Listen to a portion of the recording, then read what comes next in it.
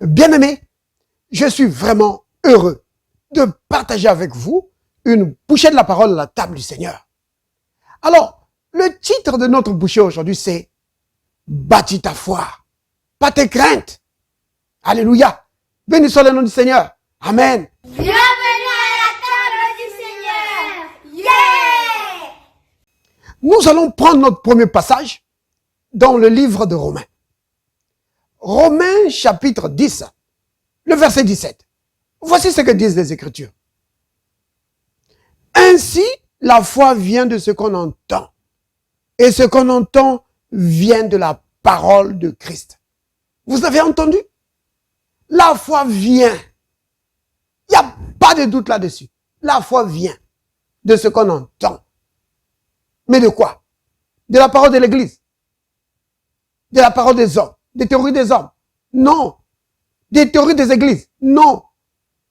La foi vient quand tu écoutes la parole de Christ. C'est vraiment important. Si c'est la parole de Christ que tu écoutes, la foi vient. C'est vraiment important, bien-aimé, de comprendre ça. Que quand tu as cru au Seigneur, le Seigneur t'a communiqué sa foi. Mais non, cette foi-là que tu as reçue de sa part, c'est un potentiel que tu dois maintenant développer. Et comment tu le développes? Selon Romains 10, verset 17. Que tu peux développer la foi que Dieu t'a donnée en te mettant à écouter, à méditer la parole de Dieu. Oui, il faut prendre du temps, bien-aimé, à méditer la parole de Dieu et à la proclamer. Nombreux, ils écoutent la parole, mais ils gardent dans le cœur, c'est très bien. Mais il y a une autre étape qu'il faut faire. Il faut maintenant proclamer la parole. Il faut la confesser de ta bouche. C'est vraiment capital. Parce que c'est un principe spirituel que l'apôtre Paul énonce dans 2 Corinthiens, chapitre 4, verset 13. Il dit que puisque nous avons le même esprit de foi, c'est pourquoi nous aussi, nous parlons. Vous voyez, j'ai cru, c'est pourquoi j'ai parlé. Tu dois parler. Quand tu crois la parole, alors il faut la proclamer. Pourquoi? C'est pour activer ta foi, afin que ta foi puisse se saisir de ce que Dieu t'a déjà donné. Donc, bien-aimé, si tu veux bâtir ta foi, nourris-toi de la parole. Souvenez-vous, Matthieu 4, verset 4, le Christ dit que l'homme intérieur, ton esprit, il ne se nourrit pas de pain. Il ne se nourrit pas des théories des hommes ou des théories d'église. Il se nourrit de la parole de Dieu. La parole qui sort de la bouche de Dieu. Vous comprenez? Quand tu prends la parole de Dieu, alors, ça va édifier ton homme intérieur. Ça va édifier, fortifier ta foi. C'est vraiment important, bien-aimé. Prends du temps pour ça. Médite la parole. Vous comprenez? C'est vraiment important. Mets-toi à penser sur la parole. Oui. Et après, commence à proclamer cela. Oui. C'est vraiment capital. Nourris-toi des vérités bibliques. Nourris-toi des vérités bibliques. Et prie le Seigneur pour qu'il puisse te révéler sa parole par son esprit de sagesse et de révélation. Comme l'apôtre Paul le dit alors qu'il écrivait aux chrétiens d'Éphèse. Dans Éphésiens chapitre 1er, verset 17. C'est vraiment capital, bien-aimé. D'avoir une compréhension profonde de la parole et de proclamer la parole. Comme quoi? Tu prends une écriture comme Romains 5, verset 5, qui dit « L'amour de Dieu a été répandu dans nos cœurs par le Saint-Esprit qui nous a été donné. » Alors tu confesses cela, tu dis « Oh Père, merci. Parce que ton amour a été répandu dans mon esprit. Je marche dans l'amour divin. » Alléluia. C'est comme ça.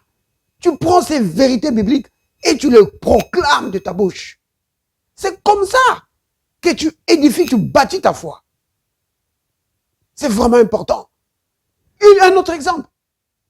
Tu prends 1 Pierre chapitre 2, verset 24. Lui parle maintenant duquel vous avez été guéris. Alors, sur la base de cette écriture, Tu commences à proclamer la parole, à confesser la parole sur ta vie. Merci Père, parce que par le meurtrissure de Christ, j'ai été guéri. La maladie n'a pas de pouvoir sur moi. La maladie ne peut pas me dominer. Aucun esprit d'affliction ne peut me dominer. Oh Christ, merci d'avoir donné ta vie pour moi. Merci Seigneur. C'est comme ça. Vous comprenez? Donc, faut pas juste se contenter de lire. Non. Lire, c'est très bien. C'est une première étape. Tu lis la parole. Après, tu commences à penser là-dessus. Et puis après, tu commences à proclamer cela. Il faut faire ça, bien-aimé. C'est comme ça que tu bâtis ta foi. Si tu fais ça régulièrement, ta foi va se bâtir. Oui, c'est un processus. Il faut garder, il faut être vraiment régulier avec ça. Tu vas voir que tu vas bâtir ta foi. Tu te nourris de la parole. Tu te nourris de la parole. C'est comme ça que tu vas réussir. C'est ça le secret que le Seigneur a donné à Josué et aussi à David. David le cite aussi dans les psaumes. Vous voyez? Dans Josué 1, verset 8. Que ce livre de la loi ne s'éloigne point de ta bouche. Vous entendez ça? Ça veut dire quoi ça? Que proclame la parole. Quand tu prends la parole, tu la proclames de ta bouche. Il ne faut pas que la parole s'éloigne de ta bouche. Oui. Tu peux éloigner les théories des hommes, mais la parole de Dieu, ça doit rester sur ta bouche. Tu dois continuer à parler la parole. Oui, devant les situations. Ne parle pas comme les gens du monde. Oh non, en tout cas, c'est fini. En tout cas, comment, on ne pourra rien faire. Non. Tu parles le langage de la parole. Tu dis, par le maître du Christ, j'ai été guéri. Quand il s'agit, par exemple, d'une situation de maladie. Quand il s'agit d'une situation d'un blocage financier ou quoi que ce soit, tu dis, le Seigneur est mon berger. Je ne manquerai de rien. Ou alors, j'ai été béni de toutes sortes de bénédictions spirituelles dans le lieu céleste en Christ. Jamais je ne manquerai de quoi que ce soit. C'est ça. Quand tu fais ça, tu es en train de garder la parole à ta bouche. C'est, bien aimé, c'est vraiment important. C'est une recommandation du Seigneur. Et il a dit à Josué que si tu fais ça, tu vas réussir dans tout. Oh oui, dans tout le domaine de ta vie. Alors, il dit que ce livre de la loi ne s'éloigne point de ta bouche. Médite-le jour et nuit pour agir fidèlement, selon tout ce qui est écrit. Vous voyez? Donc, la méditation de la parole et la proclamation de la parole, ça te prépare à l'action. Oui, ça t'équipe pour que tu agisses correctement. Pour que dans chaque chose que tu fais, tu puisses agir correctement, selon la volonté du Seigneur. Alléluia. Et tu vas triompher.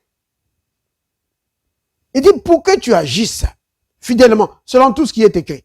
Car c'est alors, vous entendez? C'est alors que tu auras du succès dans tout ce que tu feras, dans tes entreprises. C'est alors que tu réussiras. Alléluia. Vous voyez, bien-aimés.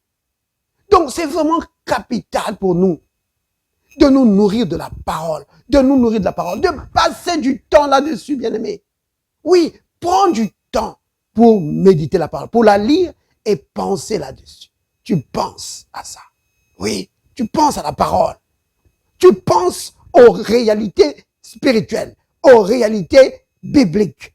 Tu penses aux vérités bibliques. Et après, tu commences à les proclamer. Oui, ne reste pas seulement là à penser, à lire. Non, après maintenant, tu commences à les proclamer. Tu prends du temps pour proclamer ces vérités. Oui, c'est comme ça. Comme quoi?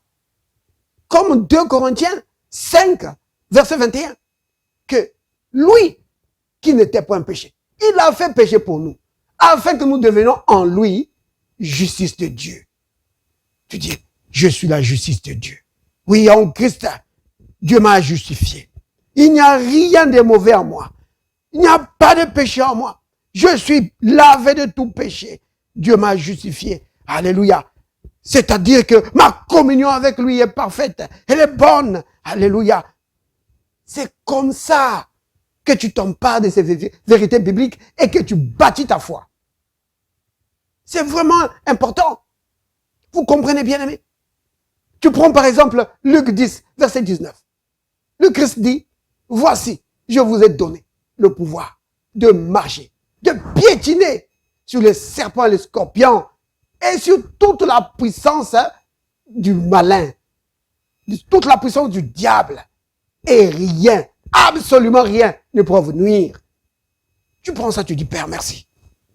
Oh Seigneur Jésus, merci pour l'autorité que tu m'as donnée sur toutes les puissances des ténèbres. Rien ne peut me nuire. Rien ne peut me nuire. Alléluia. Je triomphe.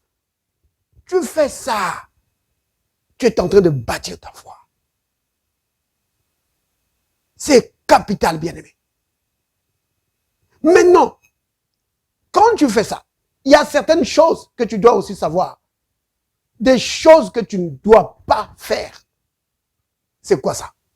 Tu ne dois pas bâtir ta crainte. C'est vraiment important. C'est pourquoi j'ai dit, bâtis ta foi et non tes craintes. C'est vraiment important. Comment est-ce qu'on bâtit nos craintes et nos peurs? Mais c'est de la même manière que tu as bâti ta foi. Si, au lieu d'écouter la parole, au lieu de passer du temps dans la méditation de la parole, tu passes ton temps à écouter toutes ces choses sur Internet, sur les réseaux sociaux. Oh, il y en a tellement des choses qui nourrissent les craintes, les peurs. Oui, des choses qui nourrissent la chair. Mais ça ne profite pas à l'esprit. Ces choses-là, si tu passes ton temps là-dedans, oh là là, bien-aimé, petit à petit, tu vas voir que ta chair va prendre le dessus sur ton esprit. Les craintes vont commencer à lier ta foi. La peur va te... Donc, devant un problème, tu perds tes moyens. Tu ne sais pas comment réagir comme un enfant de Dieu. Tu es dans la panique et dans la peur. Parce que tu passes ton temps à écouter ces choses. Tu es là-dedans. Tu es là-dedans. Tu peux passer 4 heures, 5 heures là-dedans. Et la parole de Dieu, tu lis seulement un peu. Et tu pries, Seigneur Jésus, je te remercie pour la journée. Au nom de Jésus, Amen. Et puis tu dors. Voilà. Mais comment est-ce que tu vas bâtir ta foi comme ça? Tu ne peux pas bâtir ta foi quand tout le temps tu te nourris des choses qui ne profitent pas à ton esprit. Des choses qui au contraire nuisent à ton esprit. Parce que ça mène la peur, les craintes. Vous comprenez, bien aimé? Tu vois, oh, je vais voir telle émission. Là, on explique comment telle maladie fonctionne. Là, on explique comment telle chose. Tu regardes toutes ces choses-là et tu alimentes tes craintes et tes peurs là-dedans. Alors, il ne faut pas t'étonner que ta foi soit complètement ligotée par tes craintes, tes peurs. Vous comprenez, bien aimé? Et que ta chair, chaque fois, réagit. Parce que tu la nourris tellement. Vous voyez?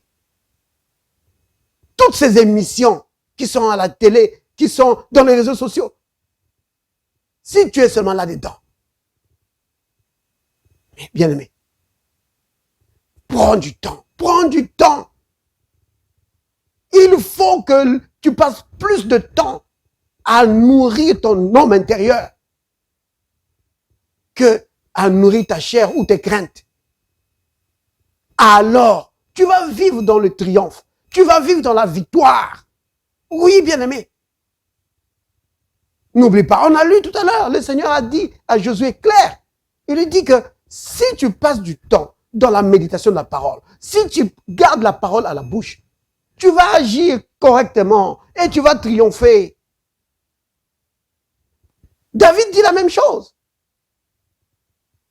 Oui, il dit que celui qui garde la parole, qui la médite jour et nuit, il est comme un arbre planté près d'un courant d'eau. Oui. Vous comprenez? Tout ce qu'il fait lui réussit. Même dans la sécheresse, il garde son feuillage. Oui. Ça, c'est dans le psaume chapitre 1er. Vous voyez, bien aimé? Bâtis ta foi. Nourris ta foi. Pas tes craintes. C'est vraiment capital, bien aimé. Alléluia. Béni soit le nom du Seigneur. Père, merci pour ta parole que tu nous as donnée. Merci, Père, pour le Saint-Esprit que tu nous as donné. Lui qui nous révèle ta parole. Lui qui nous donne une compréhension profonde de ta parole. Oh, Père, merci pour l'esprit de sagesse et de révélation. Merci, Père, parce que tu as décidé, oh, de nous donner la victoire. Oui, dans ta volonté, tu as fait que nous puissions triompher devant les circonstances de la vie. C'est pourquoi tu nous as donné ta foi. Père, merci pour la foi que tu nous as donnée. Merci, Père, parce que toi-même, tu nous aides à l'édifier, à la bâtir, à la fortifier, Seigneur, pour que nous puissions vivre dans la victoire devant les circonstances de la vie. Au nom de Jésus. Amen.